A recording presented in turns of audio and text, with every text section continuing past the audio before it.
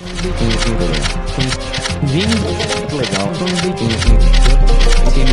Mais um episódio. Sejam bem-vindos a mais um episódio do nosso podcast Politicando. Aqui o papo não é sério, mas o conteúdo é extremamente relevante. E eu tô aqui com o meu co-host, o Jean. Vamos lá, pai, cristão, empresário, investidor imobiliário e corretor também. E a gente tá com um convidado muito especial aqui, né, Jean? Com certeza. Sejam muito bem-vindos a mais um episódio do nosso podcast Politicando.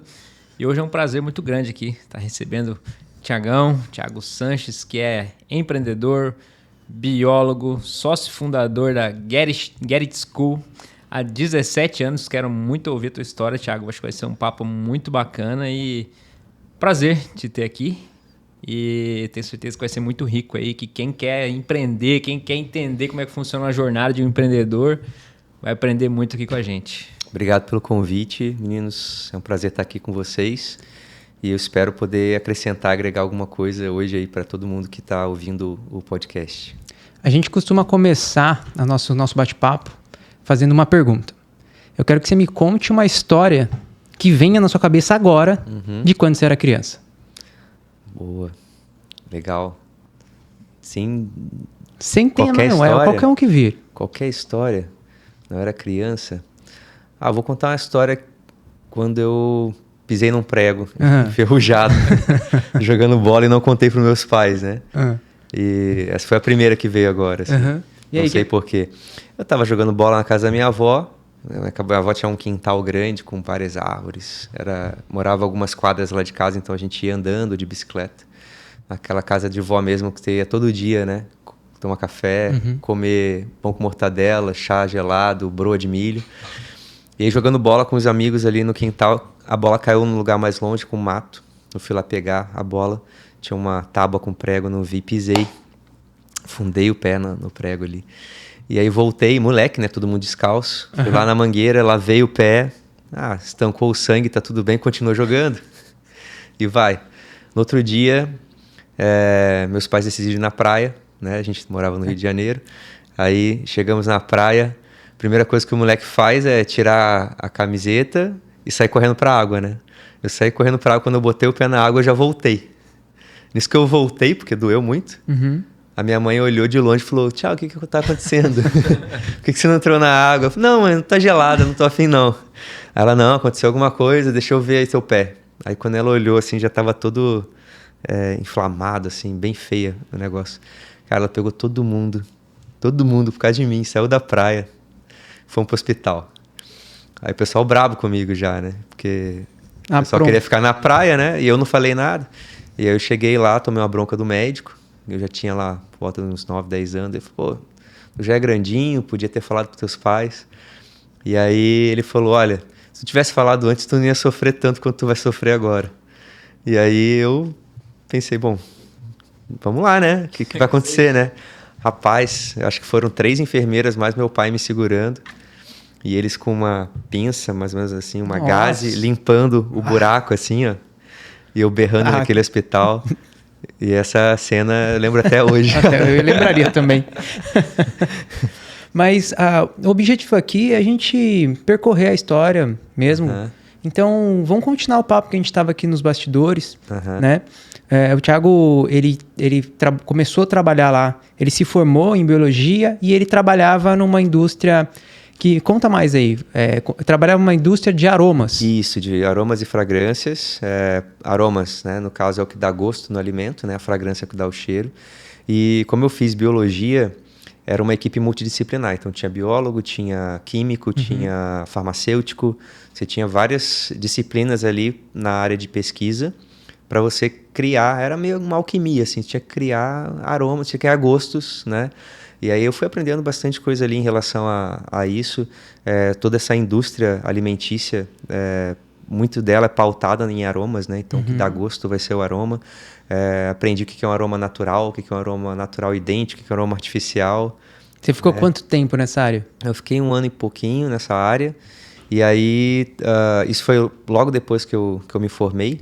Que ano isso? Rapaz, acho que isso foi em 2004, por ali. 2004. Em São Paulo, isso? Em São Paulo, isso, no interior de São Paulo. E era uma multinacional? Era uma multinacional, a maior do ramo, em 35 países na época ela faturava em torno de 2 bi de dólar por Deixa eu ano. fazer uma pergunta. Nessa época você já pensava em empreender ou você só pensava em trabalhar? Eu preciso... Qual que era o seu sonho como biólogo? Então, como biólogo, eu ainda não estava bem definido o que era, mas eu já queria empreender. Tanto é que quando eu trabalhava nessa empresa, eu vi uma reportagem numa revista. Então, em 2004, a gente vai entender que não tinha na internet como a gente tem hoje, né? Uhum. E a gente via as coisas na revista, na televisão. E eu acabei pegando um ônibus e fui para o Rio de Janeiro porque eu vi uma reportagem de uma menina de 16 anos que tinha aberto uma loja de roupas e estava ampliando, e o negócio estava bombando. E eu fui lá para conhecer. E fui bem de supetão mesmo, assim. Peguei o ônibus, desci na rodoviária do Rio, peguei um outro ônibus, fui até a Barra da Tijuca, onde tinha lá a primeira loja. Cheguei lá, bati na porta, falei, quero conhecer. Mas aí você não era formado ainda? Eu já estava formado. Já estava formado. Eu estava formado, só que eu estava buscando alguma coisa nesse sentido, né? Empreender mesmo. De empreender. E eu sempre gostei de gente, então eu não queria ficar muito entre quatro paredes, né? O biólogo ou vai pro mato ou vai pro laboratório, né? Exatamente.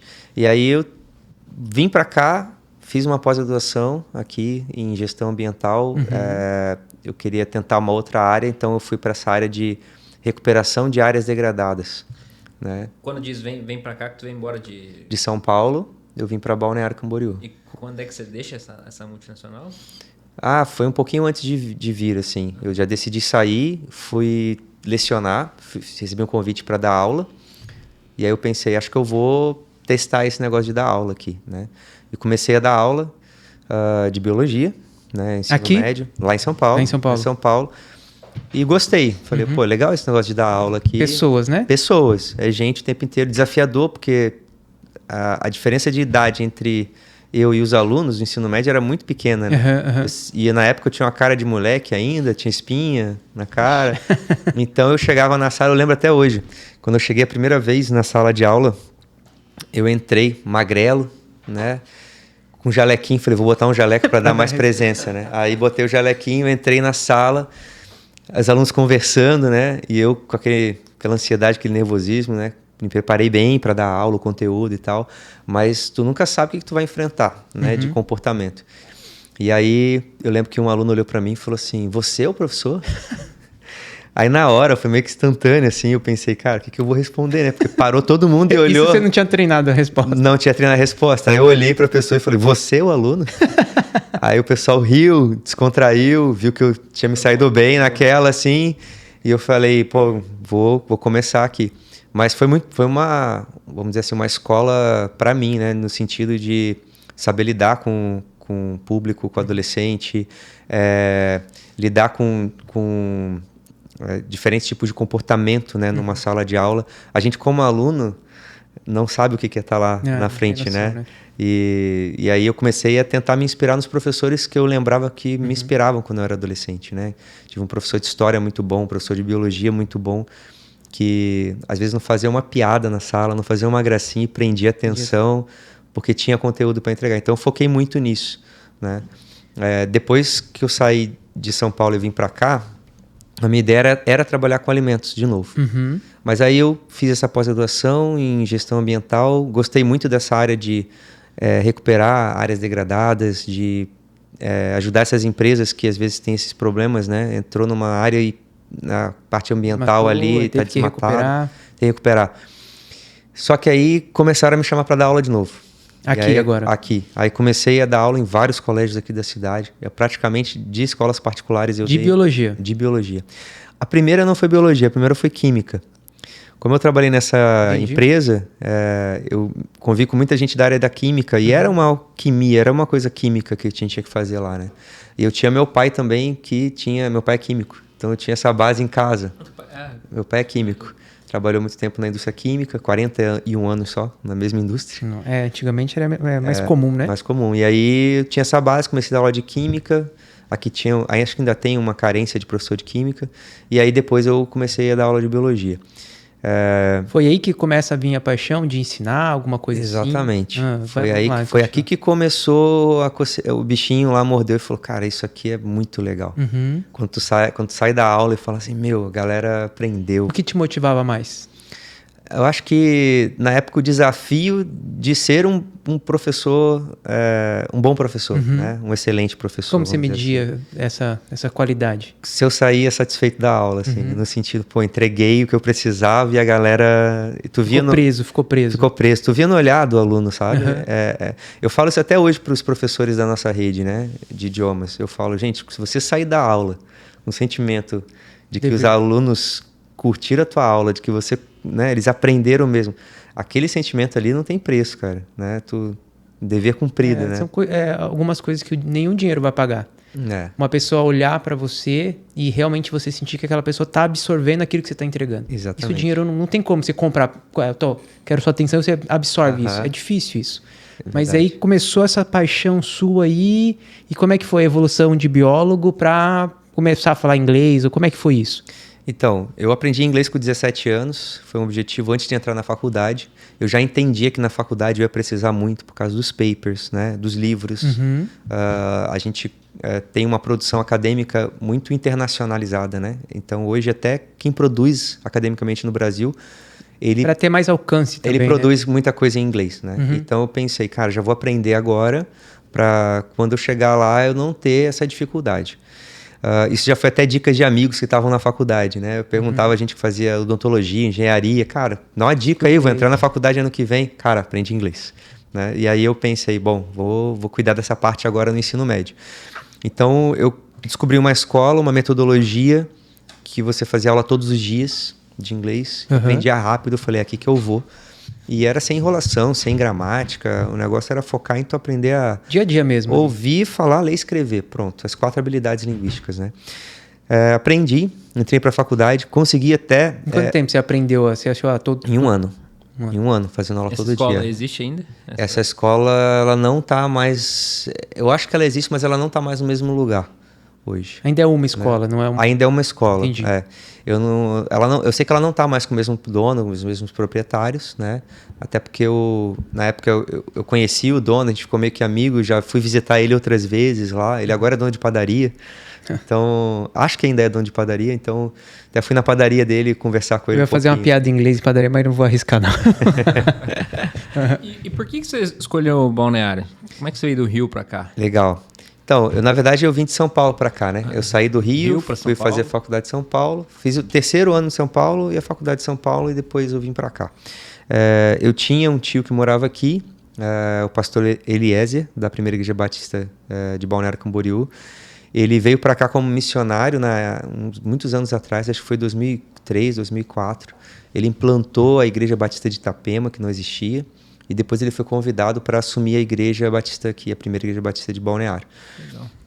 Antes só existia essa Igreja Batista aqui, hoje tem a IBC, né, a Igreja Batista Central também. E aí o meu tio estava por aqui, e era um tio que eu sempre tive um excelente relacionamento, assim, era o tio que você vai passar as férias na casa dele, então onde meu tio ia, eu passava férias na casa dele. Sim. E aí eu decidi vir passar umas fériasinhas aqui em janeiro de 2006 e me apaixonei pelo local. E aí meu tio fez aquele convitezinho de tio, né? Vem pra cá, né? Tá novo, solteiro, não tem nada que te prende lá. E aí voltei pra casa, fiquei com aquele pensamento. Quando foi em 23 de maio de 2006, eu tenho o ticket até hoje da Varig. Acho que foi o último voo da Varig, se eu não me engano, pra Floripa, de Guarulhos, Floripa. Porque alguém anunciou, não sei se foi o piloto que anunciou, obrigado por voar, esse é o último voo e tal. Então eu guardei o ticket até hoje. E aí meu tio falou, foi meu primeiro voo de avião também, nunca tinha voado de avião, 23 anos. Okay. E aí meu tio falou, vem pra cá, passa um tempo aqui, me ajuda aqui na igreja e tal, com a música. E aí eu vim, né, e vim Em São Paulo você já frequentava a igreja? Já era da Primeira Igreja Batista de Taubaté, sim, que era onde eu tava morando. E aí eu peguei e vim pra cá, com um mochilão daquele de acampar, né, que até hoje eu não sei onde foi parar essa mochila. E aí cheguei aqui, peguei o voo para Floripa, vim de ônibus até aqui, cheguei aqui e falei pro meu tio, olha, eu tô com um dinheirinho guardado, não tô a fim de trabalhar, vou tirar uns meses aí meio sabáticos, quero conhecer o estado. Meu tio deixei até meu carro em São Paulo porque eu não queria gastar e tal. Aí meu tio me emprestou o carro dele, eu saía viajando aí, conheci um monte de lugar. Que legal. Um monte de lugar. Tinha dia que eu falava assim, hoje eu vou dar uma volta na ilha em Floripa. Eu pegava o carro cedinho e ficava dando a volta na ilha em Floripa para conhecer as praias. Hoje eu vou conhecer as cachoeiras de Corupá, as 14 cachoeiras. Aí ia lá, fazia trilha. Legal. As cavernas de Botuverá, ia lá. Então eu fiquei 1 mês, 2, assim, só conhecendo tudo. Falei, cara, aqui é o lugar que eu quero morar. Isso aqui é bom demais. Aqui é um paraíso, cara. É o paraíso. Aí eu falei pro meu tio, olha, eu vou ficar. Ele falou, então tá, pode ficar aqui em casa, mas você tem que, com o tempo, ir saindo, né? Ele tinha 3 filhas, né? E era casa de pastor, então, assim, tinha dia que eu dormia na sala, tinha dia que eu dormia num quarto, tinha dia que eu dormia na sala de jantar, aonde dava eu dormia, porque tinha sempre gente lá. Né? Eu, às vezes acordava, tinha grupo de irmãs entrando na casa para tomar café com a minha tia, 7h30 da manhã, e eu na sala dormindo, né? Dando bom dia. Então, eu falei, bom, vou primeiro me realocar aqui profissionalmente. Então, comecei a dar aula. E aí, sempre nessa área, né? Química, biologia. E aí, um belo dia, um amigo me viu falando inglês com os americanos e falou, cara, me ensina inglês. Os americanos que vieram na igreja, inclusive, para dar alguns cursos, algumas palestras. Foram, acho que 4 ou 5 americanos que não falavam português. E eu trabalhei um pouquinho de intérprete ali. E aí, esse amigo falou, cara, tu tem que me... Jean é o nome dele. Ah, é? Ele tem 3 escolas hoje no Paraná, no interior do Paraná. Da Gerrit? Não é Gerrit, mas ele usa o nosso material didático de criança hoje. Legal. A gente fornece para ele. Na época eu não tinha franquia, então ele abriu lá, eu ajudei ele a abrir. Legal. E o Jean, lá da região de Toledo, Marechal, Cândido Rondon, bem oeste mesmo, né? E aí ele falou, cara, me ensina inglês. Aí eu falei, cara, não sei te ensinar inglês, sei te ensinar biologia e química. Aí ele ficou enchendo o saco no bom sentido, assim, pô, toda semana ele mandava uma mensagem, ele ligava, pô, me ensina inglês. Falei, cara, vai procurar, tem muita escola de inglês aí. Aí eu tinha um tempo ocioso à tarde, porque eu dava muita aula de manhã e de cursinho eu dava aula à noite para vestibular. Então à tarde estava ocioso. Falei, cara, vamos fazer o seguinte, eu vou testar. Aí eu conversei com meu tio, ele falou, pode usar a garagem ali, ó. Tem uma mesa ali, pode usar a garagem. E aí o meu... Quando? Depois de quanto tempo? Isso em 2006 Que legal, mesmo. Final de 2006. Aí o Jean veio e falou, cara, como é que vai ser? Eu falei, olha, é o seguinte, eu tenho esse livro aqui que eu usei para aprender, eu vou fazer uma cópia aqui, vou te dar. E eu não sei se eu vou conseguir te ensinar. Então vamos fazer um teste, né? Se eu conseguir te ensinar, beleza, mas se eu não conseguir, tu não cria uma expectativa muito grande. Eu vou lembrar como é que era a aula aqui e vou tentar reproduzir isso. E, meu time emprestou a garagem aqui, até botei um abajur assim, porque a garagem era bem fechada, na mesa, pra gente conseguir se ver melhor ali. E vamos fazer essa aula aqui, ó, 1 a 1. E eu vou te cobrar um valor aí pra gente poder fazer essa aula. E é todo dia, tem que vir de segunda a sexta. 50 minutos por dia. Ele falou, eu topo. Aí ele, quanto você vai me cobrar? Eu falei, cara, R$80 tá bom? Aí ele, pô, R$80 por aula é meio pesado, mas vamos lá, né? Eu falei, não, R$80 por mês. Nossa. Pra todo dia? Pra todo dia, 20 aulas por mês, né? Aí eu, pô, por que tu vai me cobrar só R$80? Eu falei, porque eu não sei se eu vou conseguir te ensinar. Então eu não consigo te cobrar por uma coisa que eu não sei se vai dar certo, né? E aí, mais R$80 é um valor simbólico aí pra gente testar. Em 3 meses ele já estava falando bem. Aí um dia ele chegou com mais 4 pessoas. E aí foi, essas 4... Ah, ele trouxe 4 alunos? Trouxe 4 alunos, aí eu cobrei R$100 de cada um. Aí mês? Hã? Foi R$100 por aula ou por mês? Por mês, de cada um. Aí já tinha lá uma receita de R$480 com 5 alunos. E aí, depois esses 4 trouxeram mais e foram trazendo. Aí meu tio mudou-se para Grande Florianópolis. Eu me mudei para um apartamentinho ali na Vila Real, aqui na Dom Luiz. Tinha 2 quartos, um quarto virou minha primeira escola. Tem 4 carteiras eu comprei, botei ali. E Essa aí primeira escola foi quando? O CNPJ mesmo, quando eu abri, foi em 2007, né? Que aí eu decidi, foi em 2007. Mas essa questão de sair da garagem para dentro de casa, ali para o quartinho, já foi um salto para mim, porque ali eu botei carteiras, botei uma lousa. Você investiu mesmo, né? Investi, lembra? Paguei acho que R$90 por carteira, sabe? Então, a Gerrit nasceu numa garagem, então. Nasceu nessa garagem. Escuta muita história, né, de empresas que nasceram na garagem. A Gerrit nasceu dentro de uma garagem. Mas eu não queria que fosse na garagem, era o que eu tinha. Era o que tinha. Meu tio falou, pô, aqui dentro é complicado, porque entra e sai gente toda hora. E depois a Gerrit cresce e vai para um apartamento. Vai para uma parte de apartamento. Um quartinho com 4 carteiras. E ali eu cheguei a 30 alunos particulares. Com 4 carteiras. Com 4 carteiras. Era até engraçado essa história, porque era um predinho de 4 andares, né? Tinha 2 apartamentos por andar. E eu conhecia bastante gente que morava ali. E a síndica até achou estranho esse entra e sai todo dia de gente lá. E o pessoal achou... Fiquei sabendo que eu tava vendendo... Achou que eu tava vendendo droga, alguma coisa assim. Né? E eu levei eles, não, vem cá, ó, tem uma sala aqui de aula mais e tal. 10 alunos, né? E aí vem o primeiro perrengue, né? Porque, pô, que bom que você não tá vendendo droga, mas você não pode dar aula aqui também, porque é um prédio residencial, tu não pode fazer um comércio aqui dentro. E eu falei, putz, vou ter que sair daqui, né? E aí, nisso que sair daqui, veio o primeiro insight. Já vou abrir uma escola, então, tem 30 alunos, E quanto né? tu tava faturando no teu apartamento? Não lembro, cara. Não lembro. Eu não tinha controle nenhum. Não fazia planilha. Mas vamos pegar aí 30 nenhum. alunos. Uns R$100. 3 mil a 100 reais ali. 3 mil em 2007 era bastante Não, era coisa. uma grana. razoável. Era mais do que eu ganhava, às vezes, dando aula nas escolas, né? Mas você utilizou a metodologia, toda a metodologia que ou você adaptou algumas coisas? Eu fiz algumas adaptações. Você acha que dar aula em escola de biologia também te ajudou a ter uma... Bastante. A didática, eu acho que veio dessa parte da biologia. A gente, às vezes, quer pular algumas coisas, né? Pular o processo, né? E aí eu entendi por que eu tinha que dar aula de biologia. Tanto é que eu abri a escola e eu demorei... Isso foi em 2007. Só em 2013 que eu abandonei a aula de biologia. Eu fiquei todo esse tempo ainda com a escola dando aula. Não deixei. Você dava aula de biologia com um ponto, uma escola já, ou mais de uma? Mais de uma. Mais de uma escola? Cheguei a dar aula em Itajaí, aí na hora do intervalo eu vinha dar aula em Balneário e terminava em Itapema. Né? Então, eu dava aula em escolas nas 3 cidades. E a biologia ela me ajudava a angariar alunos, né?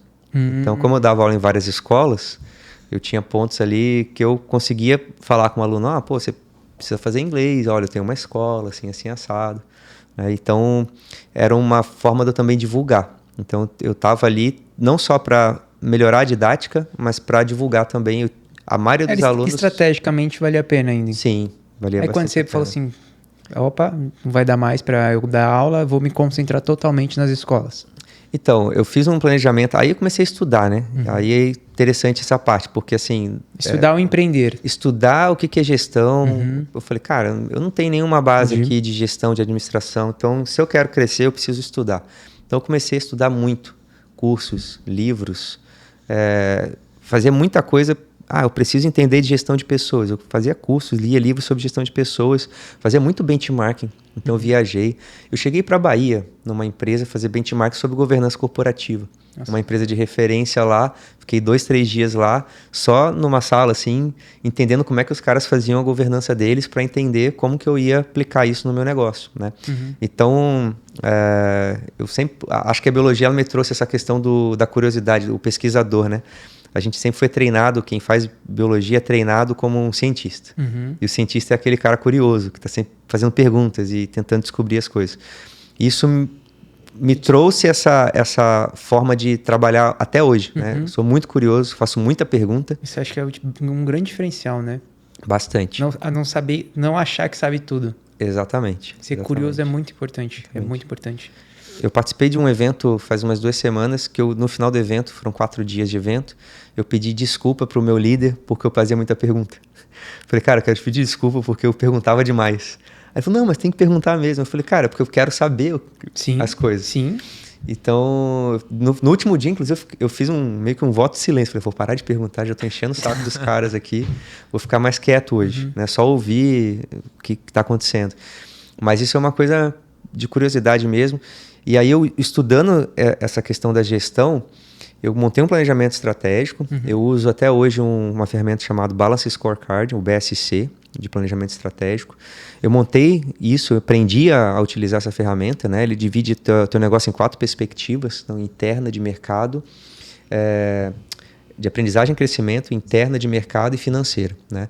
E aí eu consegui trazer esses conceitos para dentro do negócio e fiz um planejamento e falei assim, eu quero expandir. E aí dentro desse planejamento eu vi 2 caminhos. Ou eu saio abrindo escolas próprias, ou eu faço franquias.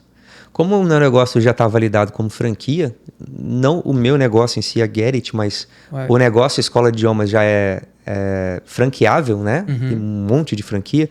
Eu falei, bom, então eu preciso decidir se eu vou abrir próprio ou se eu vou expandir. Mas eu queria abrir mais algumas próprias, cheguei a abrir mais 2 escolas próprias para testar a replicação. Será que eu consigo replicar o que eu fiz aqui, né?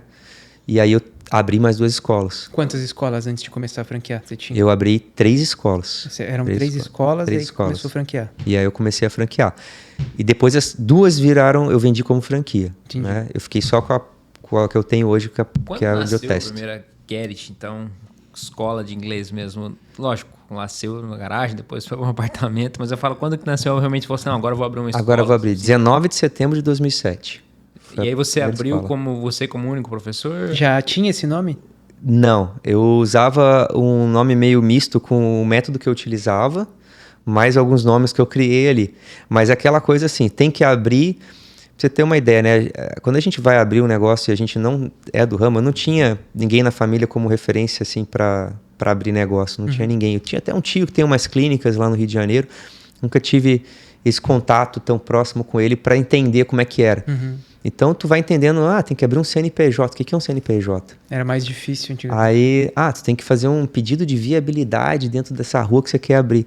Eu aluguei a casa sem saber se podia abrir uma escola de inglês ali. Comercial, né? E não podia.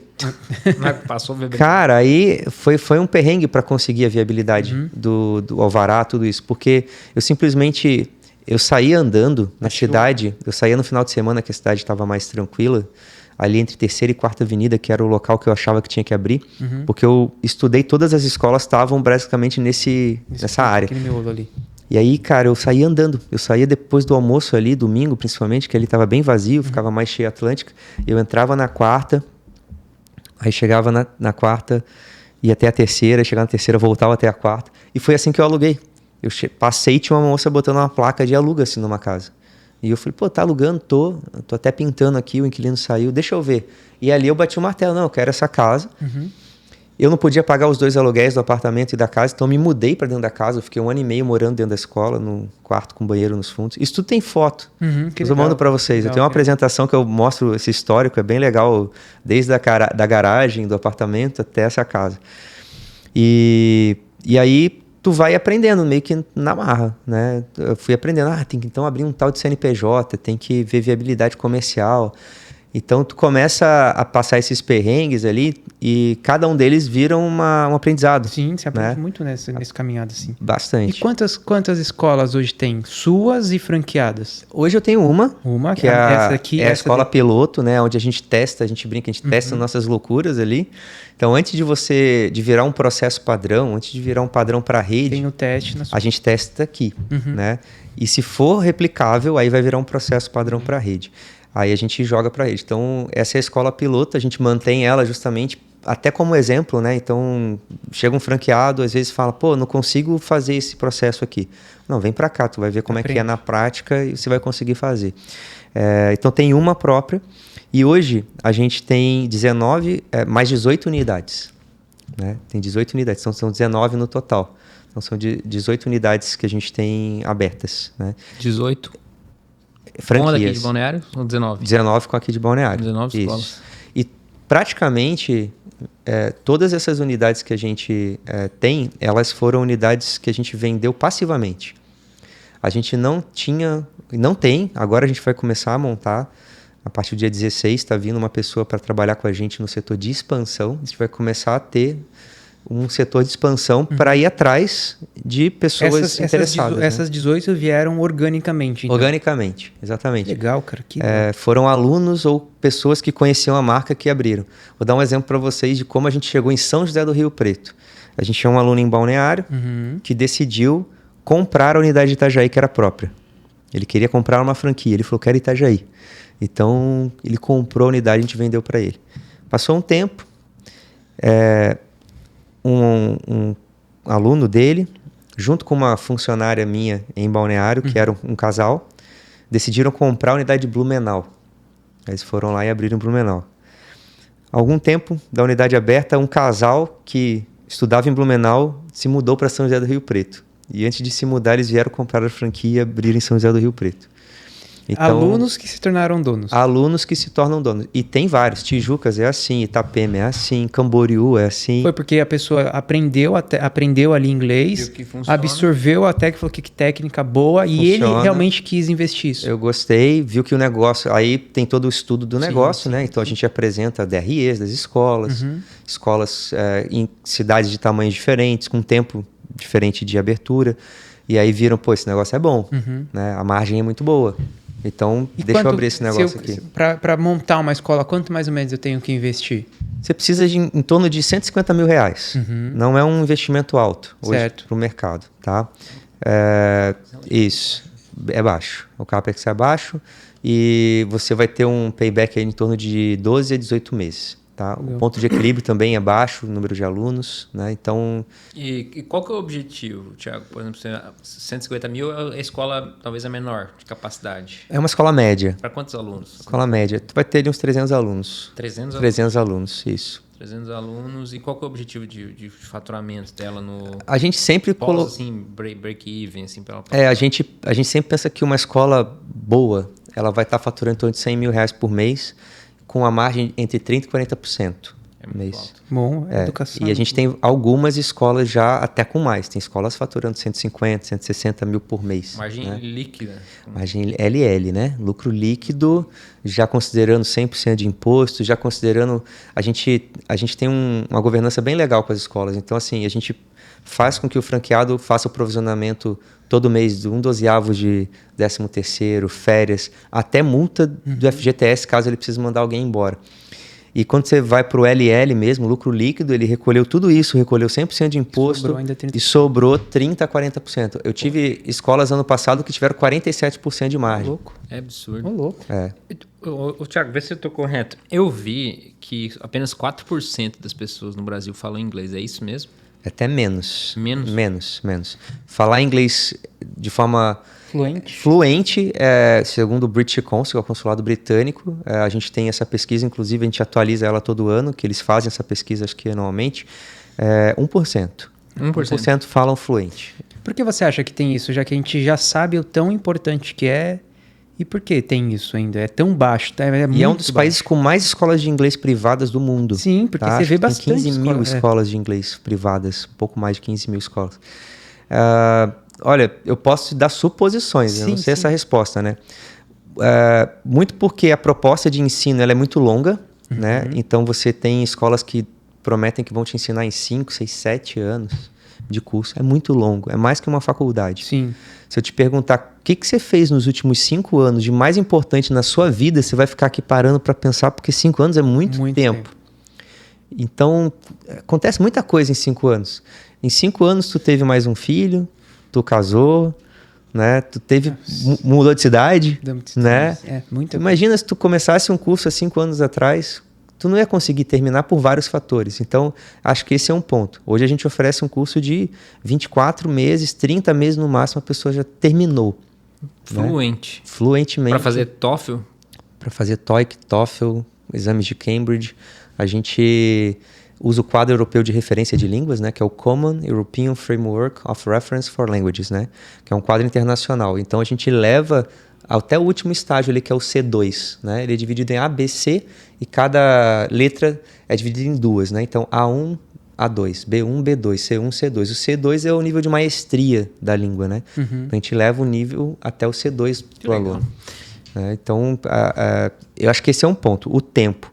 A segunda questão é a metodologia. Quando você foca muito em gramática, e muitos métodos começam ensinando gramática, igual na escola, né? Igual na escola, eles usam a mesma metodologia de escola tradicional. Regular, isso.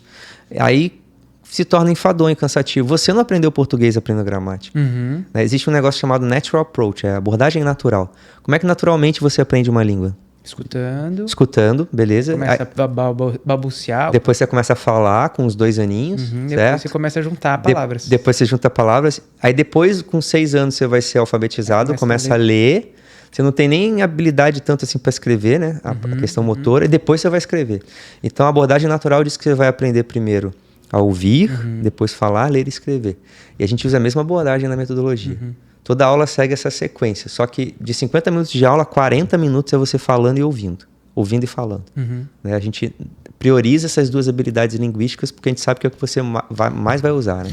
E então são 24... Qual que é o tempo para fluente? 24, 30 meses. 24, 30 meses. Isso. E são quantas aulas por semana, assim, normalmente? Você faz aula todo dia, de segunda a sexta-feira, tá?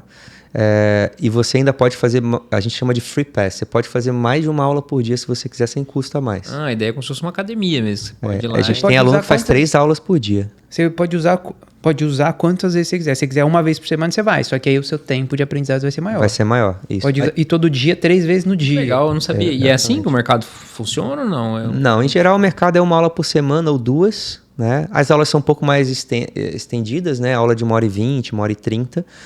Mas o que acontece? Você vai viajar. Você vai ficar 4 dias fora, né? E vai ficar lá de quinta a domingo fora. Você veio para aula segunda, terça e quarta. Só que você viajou quinta e sexta. Mas naquela semana você fez aula, 3 aulas, certo? Mesmo que você perca 2 aulas, você ainda fez 3 aulas. E a gente ainda começa toda a aula com revisão das últimas 2. Então, essas que você perdeu, na segunda-feira, quando você voltar para a aula, você ainda vai ter revisão dela, das que você perdeu. Agora, imagine você fazer uma aula por semana. E a tua aula é na quinta. E você viajou quinta-feira. Ou seja, você vai ficar 15 dias sem ter aula. Sem praticar, na verdade. Né? Ter aula, para mim, é o praticar. Né? Sem praticar, sem aprender conteúdo novo. Então, esse gap gigante, sem contato, ele atrasa muito o aprendizado. Então, a gente preferiu reduzir o tempo de aula para 50 minutos, até porque você tem um pico ali no minuto 30 de atenção, depois começa a cair, né? O nível de atenção nosso é muito curto. E aí, se você faltar uma aula, beleza, você fez 3, você fez 4, você fez 2 aulas, você teve algum contato. Agora, se você tem uma aula por semana, faltou, cara... São 15 dias. Né? Aí tu já desanima às vezes, né? E quanto custa? Cara, quero aprender inglês hoje. Quanto vai ser o investimento? Cara, vai ser nessa aula em grupo, né? Que a gente tem algumas modalidades, mas a gente chama de aula em grupo, ou seja, você vai dividir o custo dessa aula com outras pessoas. É em torno de R$20 por aula. É muito barato. Sim. Né? Então, se a gente está falando de 20 aulas mês, vai dar em torno de uns R$400 por mês. Para 20 aulas. Para 20 aulas, né? Então, hoje se você for fazer uma aula particular, com um professor particular, é em torno de R$60, R$70 a aula. Sim. Né? Então, a gente, em grupo, é muito barato. É bem acessível, né? Para qualquer pessoa que queira aprender a pagar R$20 numa aula. Deixa eu contar uma experiência minha. Fala aí que eu falo demais. Não, tá ótimo. O papo tá muito bom. É muito bom. Ó, eu, quando era mais novo, minha mãe me colocou no inglês. Precisa aprender inglês. E a gente foi naquelas escolas lá naquela época lá que eram as mais conhecidas. E por algum motivo eu peguei trauma de ir pra escola. Trauma, assim. Eu tinha pavor de ir. Eu era criança e tinha muito... Não queria ir. De todo jeito, eu não queria ir. E minha mãe usou eu aprender inglês como castigo. Nas férias da escola tradicional, minha mãe falava assim, ó... Se eu ficava aprontando muito... Minha mãe falava assim, quando voltar às aulas, você vai voltar pro inglês. Aí eu me comportava. Hoje, eu tenho assim... Nossa, é um trauma, quero né? longe isso de mim. Então, às vezes, pode acontecer isso também, né? Com as pessoas. Bastante. Eu lembro que minha mãe falou assim, a gente começava a aprontar, minha mãe, ó... Você vai voltar pro inglês. E aí eu vou ficar quietinho aqui. Então, eu acho que o ensino das escolas antigamente era muito assim, muito engessado. Porque a gente aprendia dessa forma mesmo. Vem aqui o livro 1, livro 2, livro 3, quantos anos você tem, não sei o quê... Era muito ruim mesmo. Na tua época tinha... Talvez tivesse isso. O Student Book isso. E o Workbook, né? E o Workbook você tinha tarefa de casa. Isso. Então, além de ir para a escola, você tinha que fazer tarefa de casa. E se tu não fizesse na outra aula, o professor, tu não fez. Então, eu acho que era por causa disso que eu não gostava de ir. Tinha uma pressão ali. A gente tirou a tarefa de casa, né? Não temos. Então, a gente já entende que o nosso público tem muita coisa para fazer. Então, vai ir na aula todo dia. Vai sair dali, ainda vai fazer tarefa de casa? Não, venha na aula. Para ficar aqui 100% aqui. 100%, é 50 minutos. E, cara, 50 minutos é um negócio legal porque tu encaixa na tua rotina. A gente tem alunos que eles saem do trabalho 5h30, 6 horas estão ali na escola, fazem aula até às 6h50, 7 horas estão na faculdade. O cara conseguiu encaixar. Agora, se a minha aula fosse 1h20, 1h30, Ele não ia ter esse gap ali pra Na minha adolescência, eu fiz todos os books, desde criança, todos os books da Wizard eu fiz. Eu só não fiz a prova lá do TOEFL, mas eu acho que eu não falo 100% fluente ainda não. Mas eu fiquei muito tempo também sem, na faculdade ali, eu fiquei uns 5, 6 anos sem nunca mais falar. Né? Então, eu reprovei. Eu acho que eu fui a única pessoa que eu reprovei no inglês na escola, no CNA lá. Eu reprovei. Não dá. A professora falou assim, não, você não vai conseguir passar. E aí, acho que deve ser a única pessoa. Um bloqueio, Mas foi muito bloqueio. Hoje eu tenho clareza que era bloqueio, que era um castigo. Eu ia lá, era um castigo.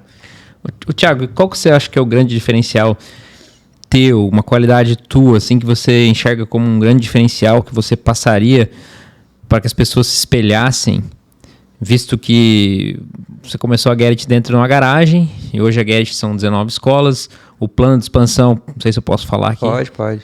É 400 unidades? 483. 483. Em quantos anos? 5. Em 5 anos. Isso. Um negócio é super validado, testado, né, recorrente, saudável, sólido. Qual é uma característica tua que você... Porque tem muito empreendedor que nos assiste. E assim, a gente gosta muito de ouvir empreendedor falar porque sempre tem algo que a gente pode absorver, né? Qual é uma característica tua que você deixa para Acho que a questão da constância. Você ser constante, né? O que eu tenho visto hoje é muito empreendedor começar e parar. Ele não dá sequência naqueles projetos. Talvez porque não acredite, ou talvez porque esteja muito ansioso em querer o resultado muito rápido. Os 3 primeiros anos da Gerrit, eu não tirei R$1. Não comentei que eu continuava dando aula de biologia, então eu me sustentava com a biologia e eu não estava preocupado em tirar dinheiro. Eu estava preocupado em montar o negócio, em melhorar o negócio.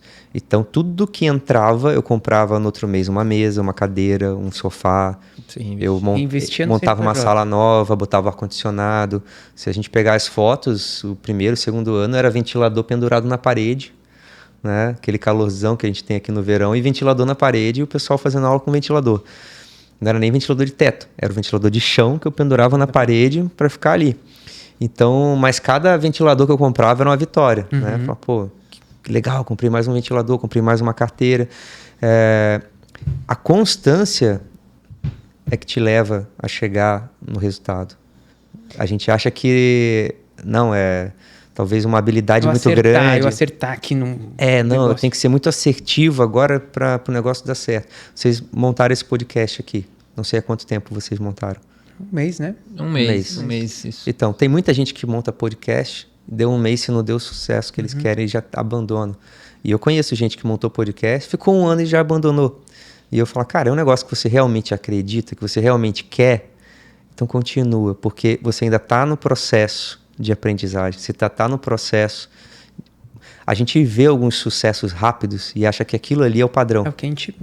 Também tem isso, também tem o sucesso rápido que você viu, mas você não viu, por exemplo, a gente não viu você lá dando aula dentro do garagem do seu tio, dentro da casinha, a gente não viu isso. Aí de repente vai ver 200 escolas franqueadas, aí lá do nada, de onde veio essa escola e tal, e a gente não consegue. O prédio que a gente tem hoje é próprio, né? Eu acho que em Santa Catarina é uma das escolas mais bonitas, com a melhor infraestrutura. A gente construiu tanto a questão arquitetônica quanto interna para ser uma escola de inglês.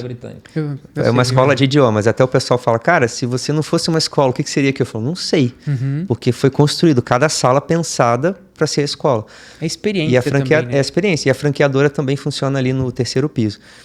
E aí tem gente que chega lá e fala, nossa, olha só, isso aqui começou, né, vê o prédio e já fala assim, nossa, isso aqui é de filho de rico, não, o cara é rico e tal.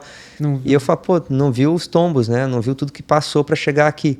Mas tudo bem, não tem problema a pessoa pensar assim. Mas às vezes a gente tem esse pré-julgamento já quando a gente vê algumas empresas, inclusive da nossa cidade, empresas muito grandes, que começaram pequenas. Algumas construtoras que a gente vê hoje enormes, né, com uma qualidade enorme, começaram pequenas. Esse dia eu parei na frente de um prédio de uma construtora, inclusive eu tenho um apartamento dessa construtora, e eu parei e falei, cara, esse foi o primeiro prédio. Tu olha, tu vê assim, pô, não era para ter essa coluna aqui na minha frente, né? Eles aprenderam também. Eles foram aprendendo também, né? E a gente não sabe qual foi o perrengue que passaram para construir aquele primeiro, né? Então, Constância, Jean. Constância, para mim, é a palavra que define o sucesso lá na frente, né? E também não é garantia, mas a gente tem que ser constante naquilo que a gente acredita. Né? Eu acho que é ter a constância, ter a consistência, mas também ter esse trato fino de entender, opa, vamos regular aqui 1 centímetro para um lado, 1 centímetro... Porque às vezes o cara tá indo só naquela direção e é orgulho, né? Ele tá indo, não quer nem saber do que... Não quer saber que não tem humildade para olhar para os lados, é aqui que eu vou... Não, falaram que eu preciso... Não, calma. Você precisa ter humildade para conseguir aprender, baixo orgulho e sim, tem a sua constância. Isso é importante. Tu tem que estar atento, né? Então, assim, não é a constância de ficar errando sempre. É a constância de você, errei, peraí, o que eu vou fazer aqui? Ontem eu falei para um franqueado, a gente está mudando o nosso sistema de CRM da empresa. Aí ele falou assim, poxa, mas vai mudar de novo? Eu falei, como assim de novo? Ele falou, porque há 2 anos a gente mudou. Aí eu falei para ele assim... então, há 2 anos o que a gente tem hoje era o melhor que a gente tinha. Agora a gente tem outro. Sim. Aí ele falou assim, mas então não é bom, não é bom mais o sistema? Eu falei, não, o sistema é bom. Só que a gente achou um melhor.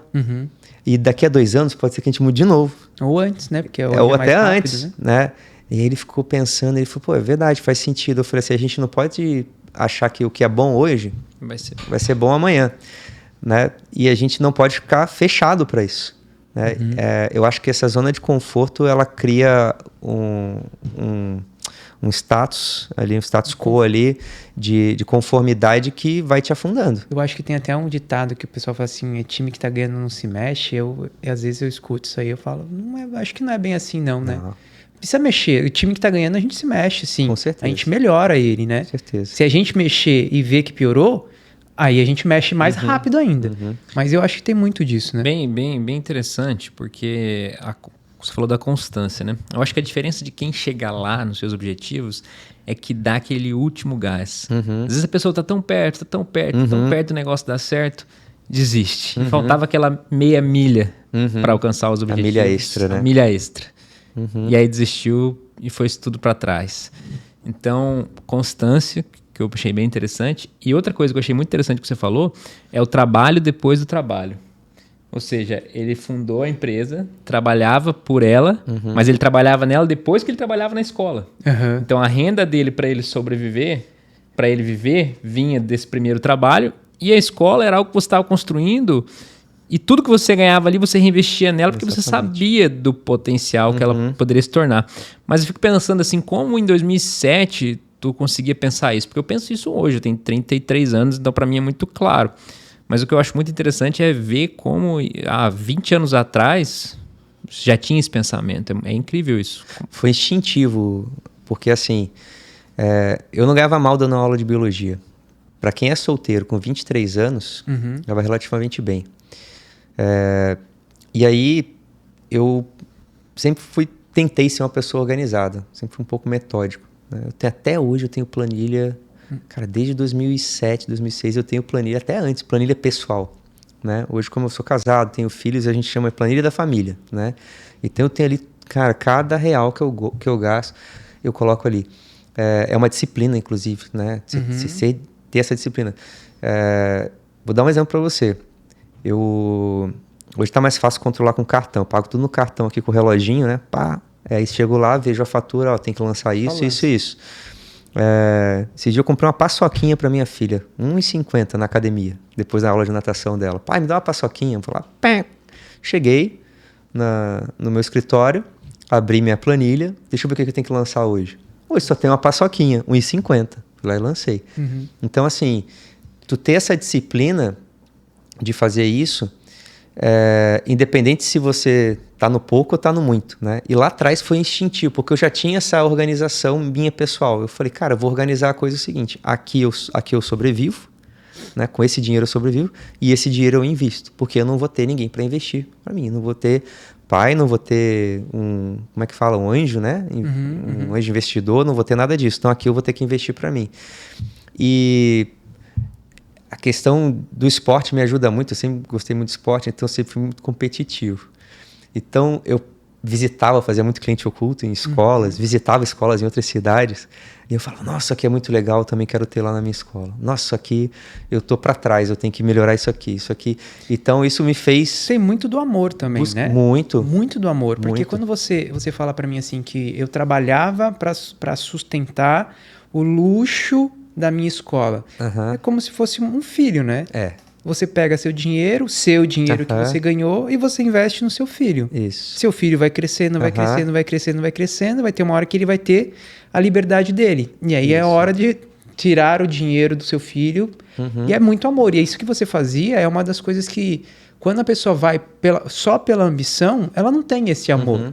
De chegar, eu vou nessa escola aqui, eu vou olhar, nossa, olha, eles colocam um cheiro diferente aqui, eles isso. têm um café ali, eles falam bom dia para quem entra. Eu preciso disso porque eu amo tudo isso aqui. É isso aí. E assim, quando você é apaixonado pelo que você tem, cara, não é trabalhar, né?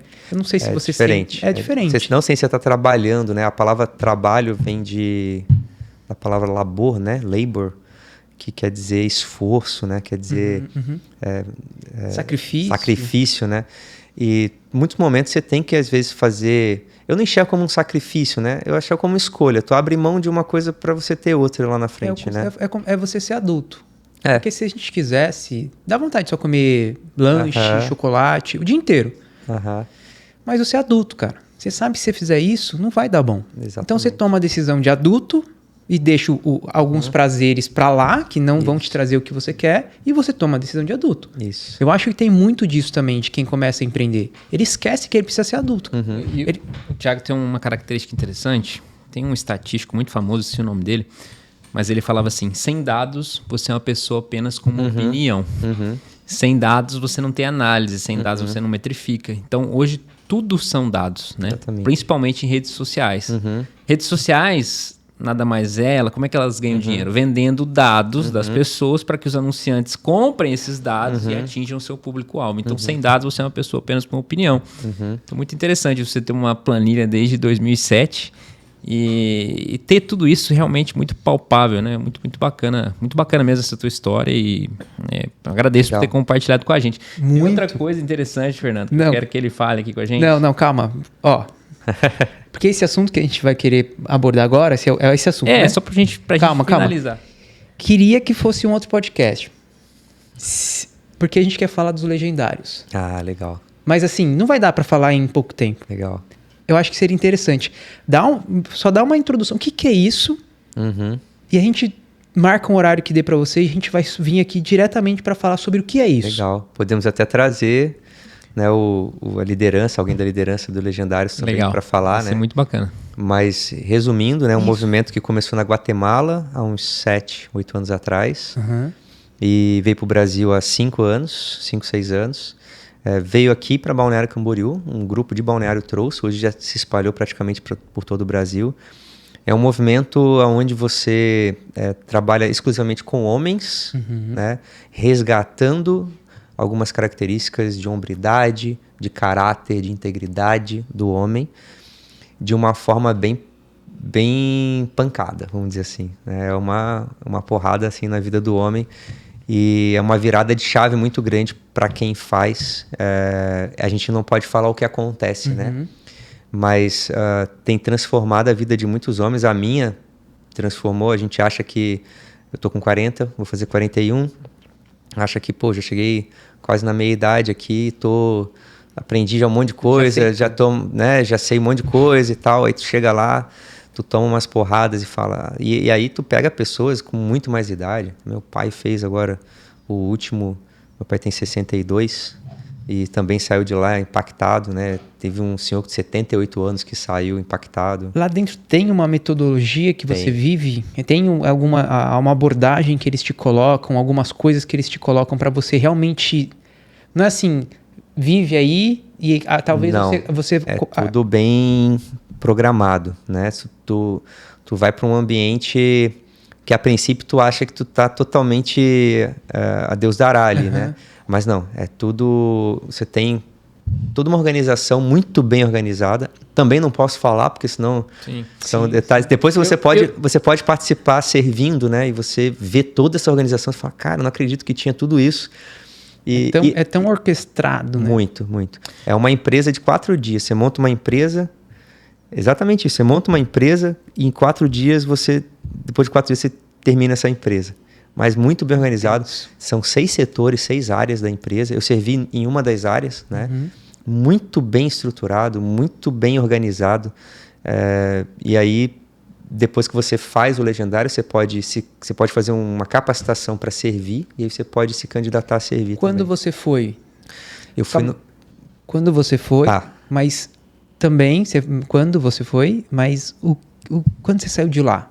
Porque eu participei de alguns eventos que não são parecidos com esse, mas alguns eventos que são mais experienciais. Que são coisas que você vive, que você sai meio que eufórico, querendo levar a galera para isso. Só que quando você chega no mundo real, né?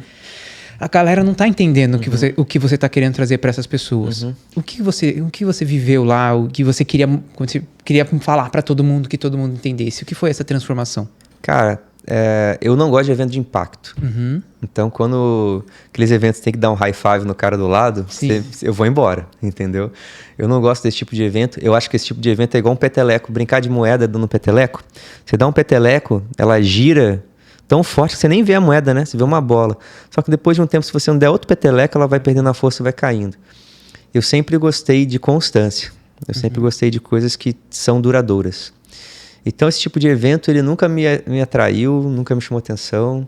Já participei de alguns como convidado, né? Convidado, assim, alguém me chamou, até pagou para eu estar lá. E esse não foi diferente. Me inscreveram, pagaram. Foi forçado. E eu fui meio forçado. E foi a 3ª vez que fizeram isso. Eu fugi das 2 primeiras, era para eu ter ido ano retrasado.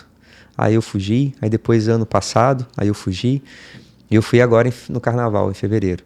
E é nesse aqui e assim, eu até mandava mensagem, quem que pagou, quem que me inscreveu, devolve o dinheiro e tal. Eu não vou nesse negócio, não gosto de evento de impacto. E eu falei, cara, eu não vou viajar no carnaval, eu vou nesse negócio aí. Eu gosto de esporte, eu gosto de trilha, eu sou biólogo. Vou ver lá umas cachoeiras, vou curtir, né? E eu fui nesse pensamento, falei, vou curtir uma trilha, uma cachoeira e fazer network, porque tinha 310 homens participando, mais 200 servindo. Nossa. Então, 500 homens.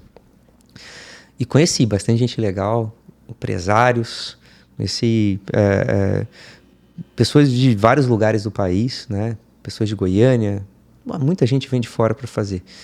E, cara, o que mais me impactou, assim, não posso tentar falar sem falar, né? O que mais me impactou, assim, foi a questão do nosso papel como homem. Na sociedade, na família. Ficou muito claro. Você veio mudado de lá. Cara, eu vim assim, pensando, cara, esse é meu papel, esse é meu propósito. E apesar de ser um trabalho em grupo, é uma coisa muito individual, particular. Cada um é transformado e tocado de uma forma. Então, para mim é uma coisa, para você vai ser outra, para você vai ser outra. E é bem para você mesmo. Você sai de lá, parece que o evento foi para você, assim. A coisa foi moldado, foi... Eu quero muito ir, mas só de pensar em já me dá um frio na barriga já. Eu já fui nesses eventos transformados, eu já fui um que, vou botar fogo em dinheiro, vou andar nas chamas, aqui nas brasas. Caramba! Vou entortar prego na palmada, quebrar flecha no pescoço, tipo essas coisas assim, eu já fui já. E eu saía de lá, foi muitas coisas que aconteceram na minha mente, eu saí de lá querendo conquistar. Então, eu mais ou menos entendo o que é você querer vir. Fogo que vem, uma chama bem grande, e vai passando as semanas. Isso. Acho que no Legendários dá pra gente se manter dentro, né?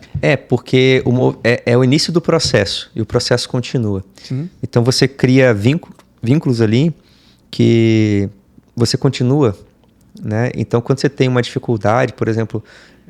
eu vou até falar isso porque isso está em fotos e isso não é novidade para ninguém. Como é muita gente, você é dividido, esse grupo inteiro de 300 homens é dividido em grupos menores, que a gente chama de famílias, né? Então, 12 pessoas por família. Então, aqueles homens são tua família durante esses 4 dias, e se você precisar de alguma coisa, é com eles que você conta. Não é com o pessoal que está organizando. Qualquer perrengue que você passe, é com eles que você vai contar. E aí essa família, você cria um vínculo tão grande, porque no momento de dificuldade, um cara que você conheceu ali, que você nunca viu, tá te ajudando, e aí você cria um vínculo tão grande de 4 dias com esses homens, e cada um sente a sua transformação, que aquilo ali fica. Então, tu cria depois um grupo de WhatsApp ali. Muito mais forte. E, cara, a gente marca de se encontrar, de fazer um churrasco, de se encontrar com as famílias. Ontem foi um legendário me visitar, que ele tá abrindo... Esse eu nem era da minha família. Esse serviu comigo, agora no último top que a gente fez. Top é Tracking Outdoor Potential, né? É um track de potencializar, né? Otimizar e potencializar o homem.